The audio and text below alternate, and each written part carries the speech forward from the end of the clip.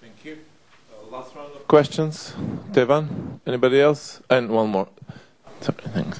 While you're getting the microphone, could I just say, in relation to smaller institutions and everything else, nothing I've said cannot be downsized, and I will happily produce a sort of reduced version in a PowerPoint or in slides. I was trying to give the generic principles, whether you're big like Carnegie or big-ish like Carnegie, or you're a one-man show. All of this can be boiled down, and it's about knowing yourself, knowing your audience, and making sure you answer these questions as you begin your body of work and as you develop that work. Okay, my question is following, actually. Good product don't need any advertisement. It's always will find it's someone who will need that to buy it. I wish. On this regard, you... Yeah, on this regard, actually it's happened. But on this regard, media or media work or presentation of our analysis by media is kind of advertisement element that taking place and kind of a happening.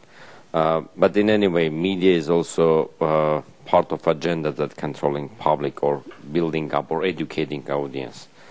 How are you getting to, at least if not control agenda, but to have access to that agenda and getting to the media on this point? Is there any cooperative elements, or it's only personal links that someone in CNN is very good friend of you, or like, I don't know, Thomas Friends, and he can call and so that this would be the interesting, or this is sound bites, or this is the cliche that we'll be using, like you can follow it starting from crisis in South Ossetia, then war in Georgia, then Russian aggression against the, like all these clashes or sound bites, how it's built up, how it's happening. Is there any kind of a unique methodology of work with the media and your research element? Well, first to of all, have access to that agenda. There's no such thing as having friends in the media.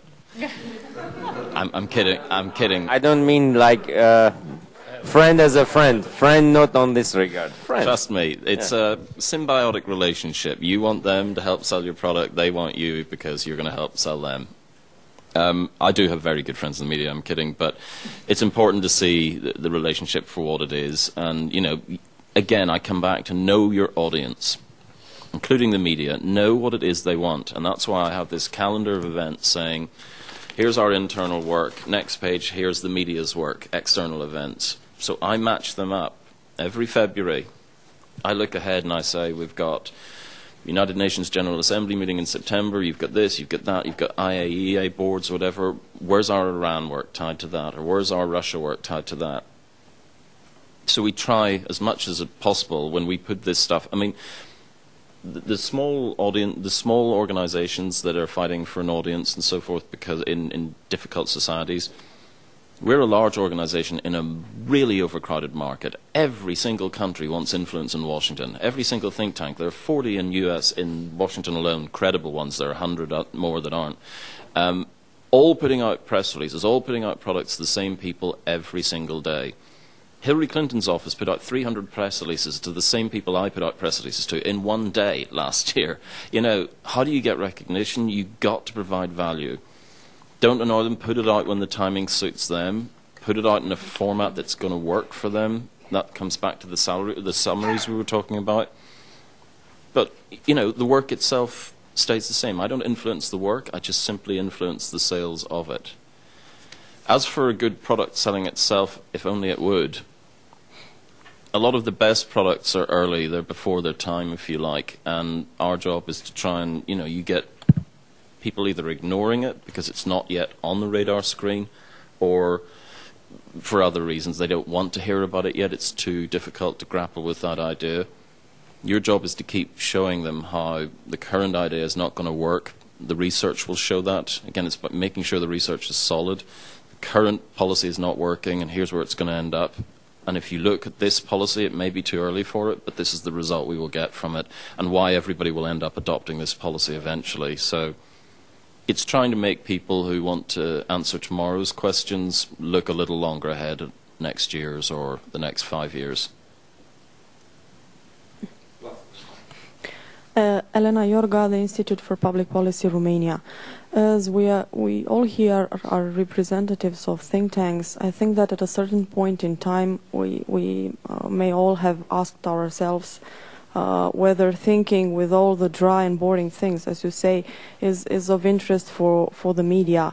And for the case of my think tank, for example, we kind of ended up of being publicly recognized, moreover, as a policy center performing anti-corruption monitoring or, I don't know, accountability tracking and so on and so forth. So my question would be, is it worth investing in communication strategies for bringing more technical issues into the media's interest, or is it enough to just target the specific audience? For example, I'm interested, how could I get media's interest in technical things like fiscal decentralization, for example? Is it worth investing time and money in that kind of communication strategies? I mean, my answer is yes, and it may not even be your media in your country. It may be the international media who will take the time, like the International Herald Tribune or Financial Times or Wall Street Journal, that are interested in these macro issues at a micro level. But again, when it comes to your local audience, you must ask them. Go and have lunch with them and say, you would never cover this, why? And say, tell me how you would cover it.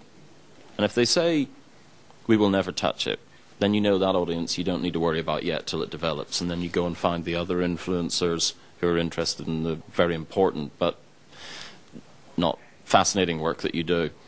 We have the same problem with non-proliferation. Non-proliferation of nuclear weapons and materials is probably the single most important issue facing the world, period. Even the term itself makes you want to kill yourself. You know? When you talk about non-nuclear weapon states and non-proliferation, and you can't turn it down to loose nukes or anything else because it's too big, it's more important and it's broader than that. It's really hard to get people to pay attention to it. So I don't go anywhere near CNN or, you know, any of the broadcasts. I go for the niche audiences and the networks of people that are important and governments, and also we hold a big annual conference on it where all the important people turn up and the media will pay attention to that. I got the British Foreign Secretary to come to our one last year and give a why we must get to zero nukes speech, which was groundbreaking and got us a lot of attention for what would otherwise be a wonkish conference. Next year, I'm holding the next one in April because it's just after the new president will have taken place. And I hope he or the representative, the Secretary of State, will come and outline the new administration's non-proliferation policy. So always I'm trying to find a way to attract attention to a dull subject. But you know, again, I have beaten my head off a brick wall with the media over it.